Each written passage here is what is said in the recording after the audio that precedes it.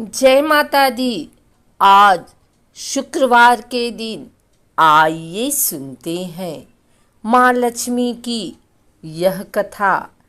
एक बार भगवान शंकर के अंशभूत महर्षि दुर्वासा पृथ्वी पर विचर रहे थे।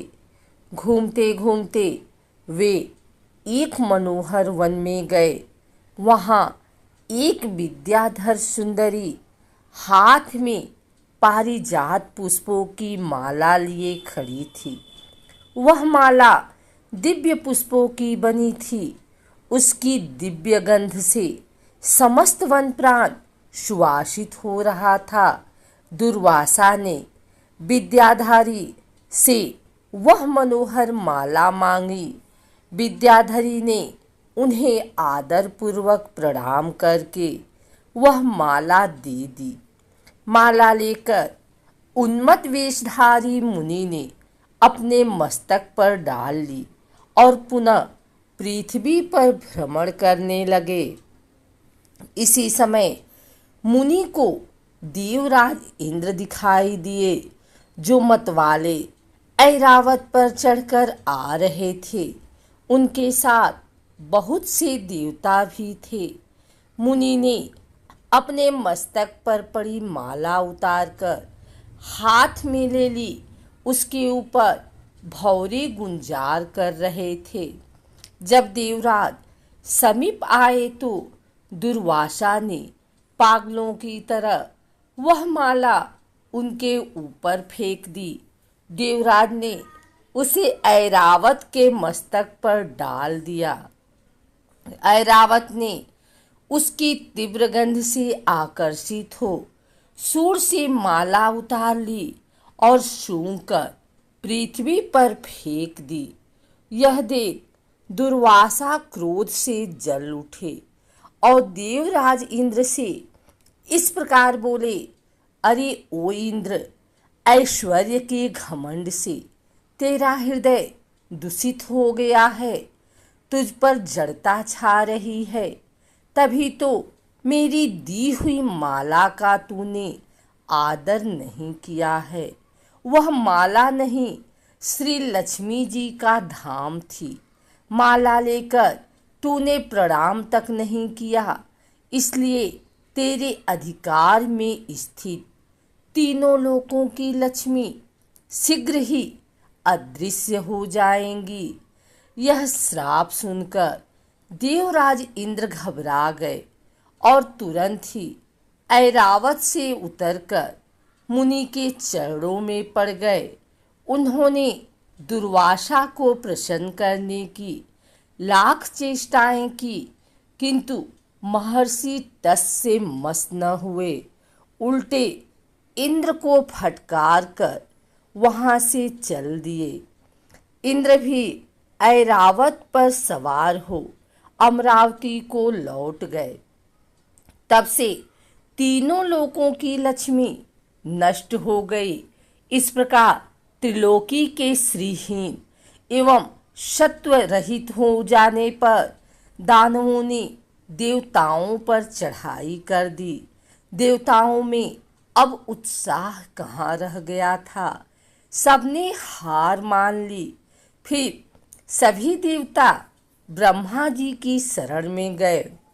ब्रह्मा जी ने उन्हें भगवान विष्णु की शरण में जाने की सलाह दी तथा सबके साथ वे स्वयं भी क्षीर सागर के उत्तर तट पर गए। वहां पहुंचकर ब्रह्मा आदि देवताओं ने बड़ी भक्ति से भगवान विष्णु का स्तवन किया। भगवान प्रसन्न होकर देवताओं के सम्मुख प्रकट हुए।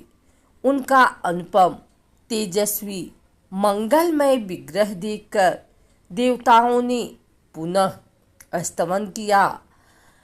तत्पश्चात भगवान ने उन्हें क्षीर सागर को मथने की सलाह दी और कहा, इससे अमृत प्रकट होगा।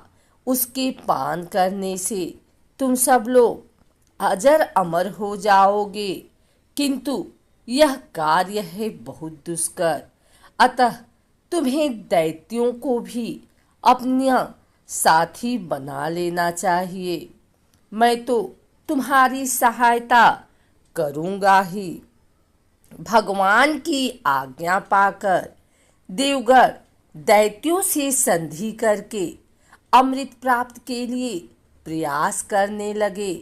वे भांति भांति की औषधियां लाए और उन्हें क्षीर सागर में छोड़ दिया।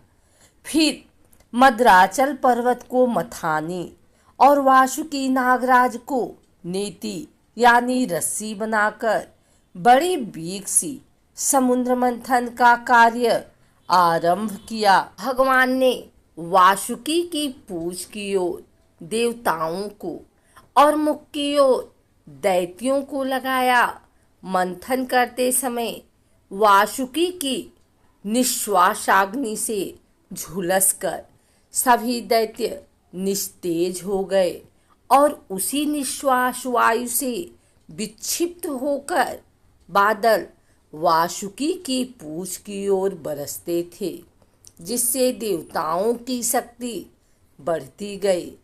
भक्तवत्सल भगवान विष्णु स्वयं कच्छप रूप धारण कर क्षीर सागर में घूमते हुए मंदराचल के आधार बने हुए थे।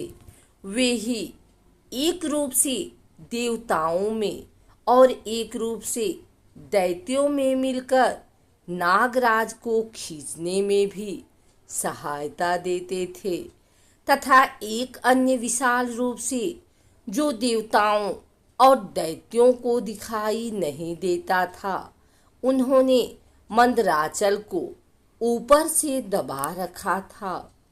इसके साथ ही वे नागराज वासुकी में भी बल का संचार करते थे और देवताओं की भी शक्ति बढ़ा रहे थे। इस प्रकार मंथन करने पर क्षीर सागर से क्रमशः कामधेनु, वारुणी देवी, कल्प वृक्ष और अप्सराएं प्रकट हुईं। इसके बाद चंद्रमा निकले, जिन्हें महादेव जी ने मस्तक पर धारण किया। फिर विष प्रकट हुआ, जिसे नागों ने चाट लिया। तदंतर अमरीश का कलश हाथ में लिए धन्वंतरी का प्रादुर्भाव हुआ।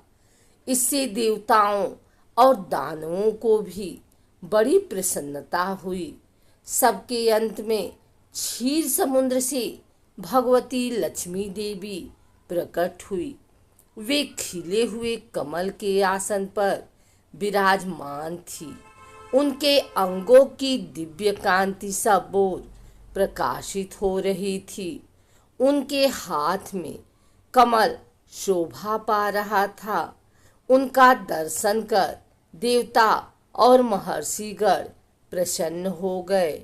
उन्होंने वैदिक श्री सूक्त का पाठ करके लक्ष्मी देवी का स्तवन करके दिव्य वस्त्राभूषण अर्पित किए।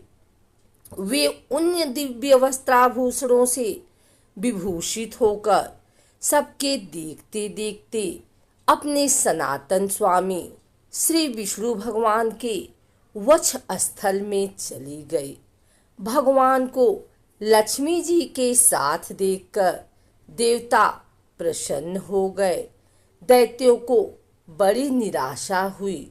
उन्होंने धन्वंतरी के हाथ से अमृत का कलश छीन लिया, किंतु भगवान ने मोहिनी स्त्री के रूप से उन्हें अपनी माया द्वारा मोहित करके सारा अमृत देवताओं को ही पिला दिया।